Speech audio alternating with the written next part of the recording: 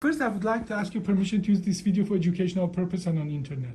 Yes, of course. Now, tell me about your pain and your life before our surgery. My pain level after, I think I was 63 when I came to see, 64 when I came to see you. I was very active up until about the 8 months prior to seeing you, and my pain level was a 10 or more. It was unbearable. And you're a very professional person. You're a lawyer. You have your very busy life. And I remember every time I see you, you have a computer working already. That's how I would do that. But you couldn't really live your life anymore. I couldn't. My life went from working and being very active socially and with my daughter, who's very active, to essentially going to work for as long as I could stand it and then laying on my couch. Okay. And you even told me that you were thinking about quitting the job because you just couldn't perform the job. I couldn't. I could not. My concentration went because of the pain. I now know that pain affects much more than just your body. It affects your psyche too. And you didn't have an easy problem. You had a scoliosis and in lumbar spine with significant side bending of the spine. And you start looking for options. What can be done? Tell me about it. What were the options you found out about? The first option was intervention for the pain with injections and medications, which gave me absolutely no relief, and I don't like to take medication. I then explored what surgeries were available, and I learned there were two options. I'm a layperson, so I don't understand all of the technical terms, but I learned very quickly that one was a major surgery with a major incision for a long period of anesthesia on a table, which is what most of the surgeons in the area where I live were telling me had to be done. Did they tell you about how long the surgery would be, how much blood loss? Not a whole lot, other than I knew it was a long surgery. It would probably consume, I think what I was told, a half a day or longer, and it would involve blood loss. And what comes to mind, and I'm not sure who used the illustration, but again, talking to a layperson, it was about a ice cream bucket full of blood. Almost, it's not unusual to lose half a gallon of blood with the open old-fashioned scoliosis surgery, and those surgeries are two surgeons working for 12 hours. That is not unusual, unfortunately. And I guess from a personal level, I have a daughter whose father passed away years ago, and I'm not young, and I was in a lot of pain, and I thought this surgery is not worth it because I cannot make my child an orphan and be lost on a table, and I don't want to be under anesthesia for 6 or 7 hours. I then heard the name Dr. Abbasi from actually my partner in my law office, who said he had visited with someone who had had what he categorized as minimally invasive surgery, and that the gentleman my partner was talking to had great results. So I did what I think a logical person would do, is I crossed my fingers, called your office and asked if I could see you without a referral, expecting, because of the insurance industry, that the answer would be no, you need a referral, and it wasn't. And I came to visit you, and I think, frankly, I kind of wish I had a picture of the day I came to see you, because I think I'm back to my normal self. But the difference is... You mean you're back to your normal self now, comparing to before the surgery? I'm back to my normal self now, before the surgery. When I was feeling good. When you're feeling good, because you were feeling miserable at that point. I wasn't miserable. That is not strong enough word. The word is, I was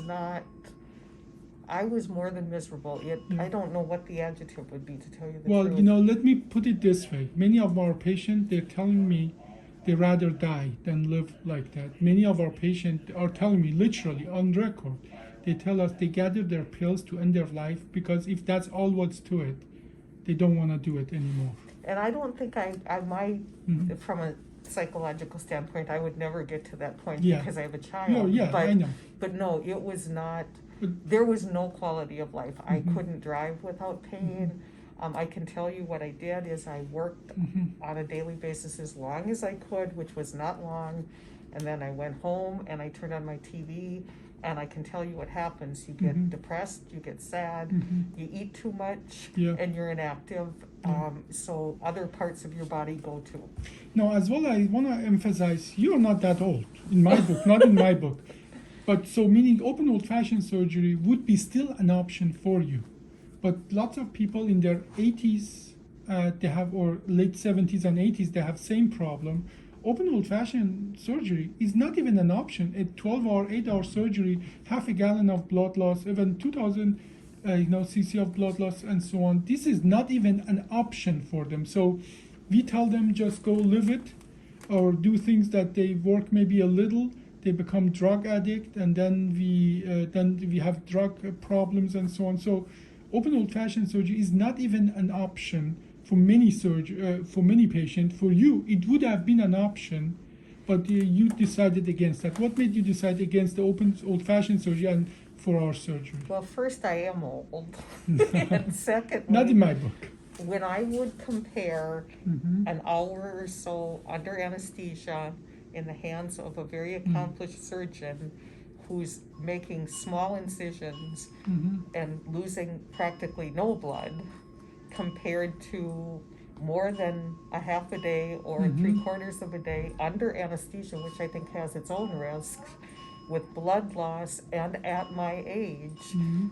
there wasn't a choice. I Yeah. think that it's, I can't imagine someone, if they're educated about Yeah. both options, so that they would choose the other way. Yeah. It makes no sense. Yeah. Now, let's put it this way: that I have approached many universities to do this, teaching them this surgery with no cost to them, to their resident, and so on. And I have actually a record of that. That they do a 1 level. Yours was a 4 level. I'm going to turn around here. You got a 4 level, and your scoliosis is gone. Your spine going up and down. So that's corrected. But for just doing 1 level of that, they use 5 to 7 hours to do 1 level. And I have approached some of these universities telling them that, let me teach your resident. They said they have no time. And my answer to that is yes, if you need 7 hours to do 1 level fusion, if you need 7 hours to do 1 level fusion, where I do it in 40 minutes, it doesn't really leave you much time for anything else. But unfortunately, there are lots of other interests there, and it's hard to go back to learn this procedure. What would you say to people, to universities, that they say open old-fashioned surgery is the only way to go? By the way, same surgery that people get damaged all the time. What would you tell them? I would tell them that if that were an option, that any person who did their due diligence and checked on how things work, they would have no patience. Yeah. Because if you knew the difference, Mm-hmm. and I think I'm living proof of what the difference is, Mm-hmm. I would think they would not be in business doing surgeries. Yeah. I would use it as an analogy for what I do. Tell me. I'm been practicing law for 35 years. And when Mhm. I started practicing law, we used books and pen and paper Mhm. and carbon paper.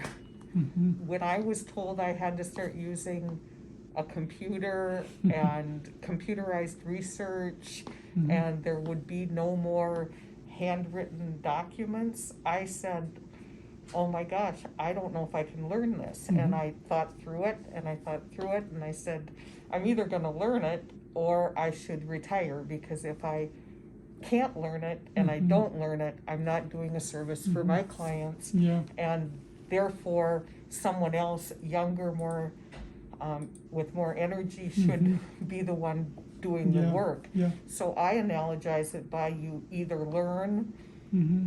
or you harm your clients. Yeah. Now, I think that I'm a little as well disappointed, because we as citizens, we put our public money in universities to make them the forefront, to look at the data, do things. And I'm disappointed that I approached the universities, many universities, and it seems that they are not interested. But I did look up the data of the previous development of technologies, like endoscopy, like laparoscopy. When you get a surgery in the belly, these days they don't make an open hole, they put endoscopes in. That has to be pushed and forced upon universities. That came from private practice, and it took 15, 20 years for the universities to adapt that. So this is nothing unusual, unfortunately. That universities, that we put our public trust in them to look at the data, to be the forefront of the development, are actually more reserved to adapt to the new technologies. You know, I haven't thought much about that, but when I think about it off the top of my head, I think it would be the opposite. Yeah, That everybody thinks it's the opposite. The private sector would be more hesitant than the teaching sector, Yeah. because aren't the teaching sector supposed to be cutting edge? And that is the surprise that everybody needs to understand, that once you look at the data, universities are late adapters. Yeah. Endoscopy, laparoscopy, like what we know, it's so helpful to the patient. It came from outside of the university, and university were the last to adapt that. And that is the public data. You can Google it. Yeah, well, it seems to me, I have a brother that's been a professor for years at a major university, and I thought it was always do the research and publish or die. Yeah. But it seems like you're saying it's the opposite, Yes. that it's the private sector that's developing cutting In edge US it things, is. and not the university sector. Now, what do you remember? When you and we talked, I was very realistic about the risks of the surgery. What do you remember I told you about the risk of surgery? I remember hearing about, and now I may not get the words correctly, but I remember all the normal anesthesia risks, all the consent forms, and I remember you talking to me about that something could happen with my nerves Nerve because of irritation, the, yeah. is it called nerve Nerve irritation, yeah. I remember you specifically telling me that because of the way things get moved around, to correct one problem, there may be an irritation of nerves. And here you are, you got that nerve irritation. Right. And you know, when I think about this too, in talking with more traditional surgeons, I believe I was always told there was no way to know if it would work.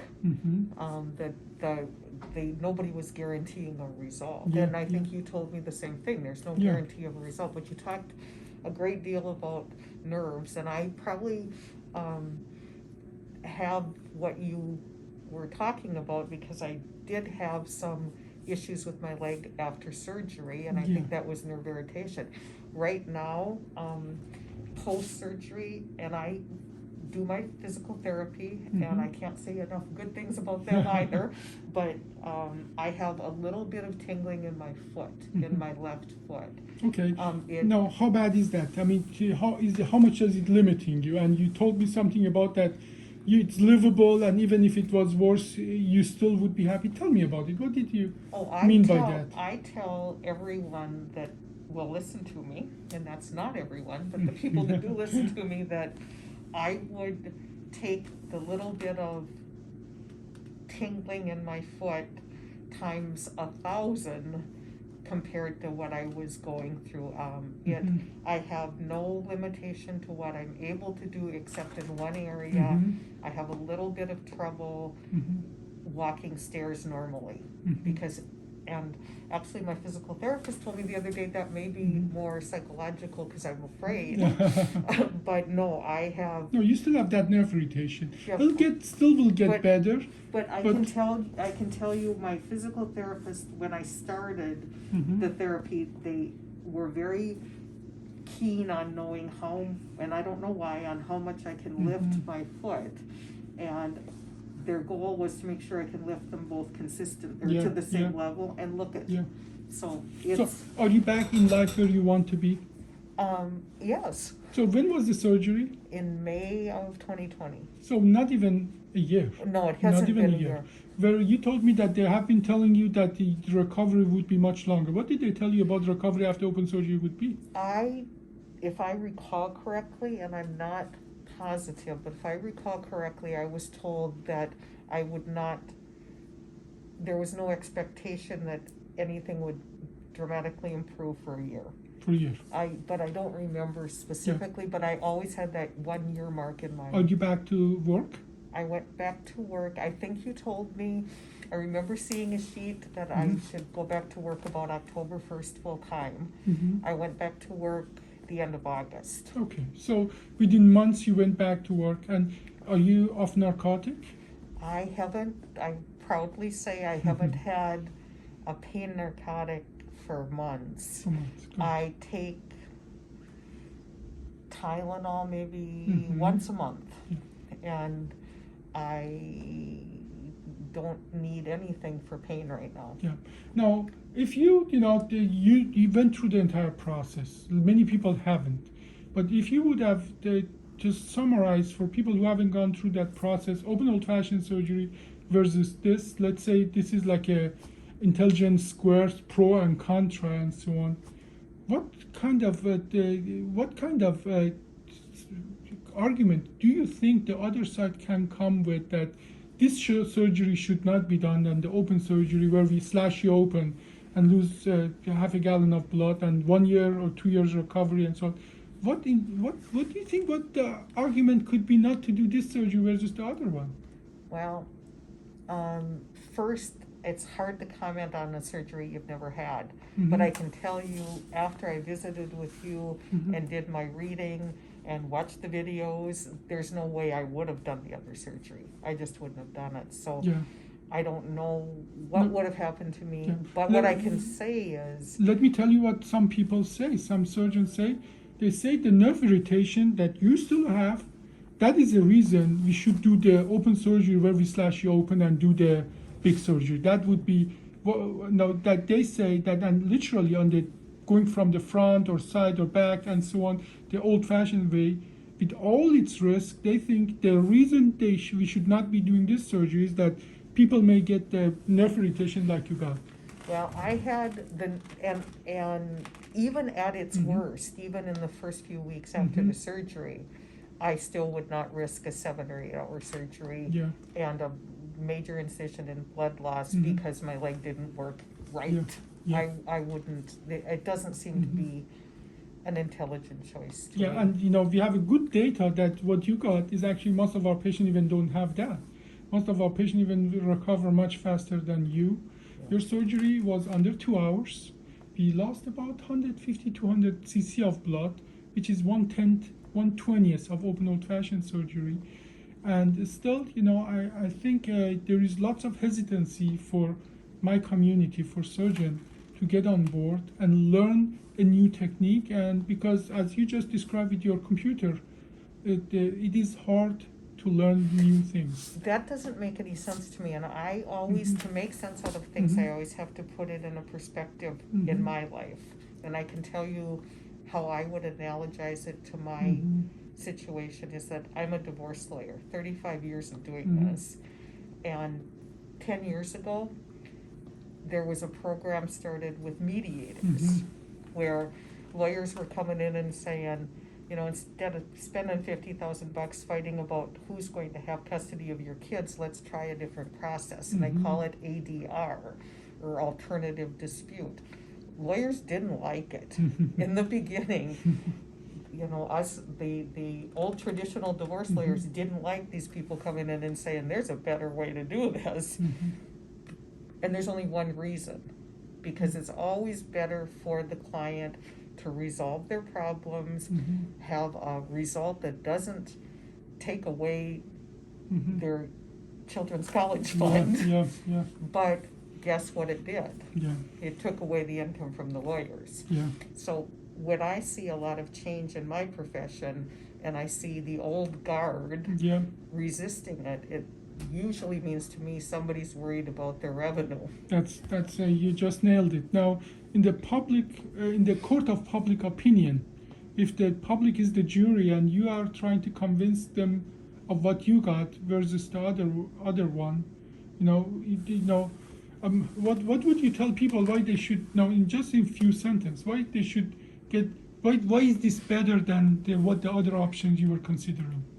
Okay, you're going to make me cry. Oh. But what I would tell anyone, and I can't tell anyone technical medical information. That's why you trust your doctor. what I can say as far as personal, Mhm. if you have family that care about you, first, it affects them because the pain becomes insurmountable yeah. and you're not yourself. Mhm. I'll be with you. If, Sure. if you have a life that you want Mhm. to continue, Mhm. there is no question what I think anyone should do. Okay. Because the issue is, how do you get back to a normal life Mhm. without the risk of death, Mhm. without the risk of becoming Mhm. in a situation that's worse than you began with? Mhm. So I think I'm living proof. I would Okay. probably go, dance and jump on my horse to show somebody why they should do this. Well, thank you so much. I really appreciate that.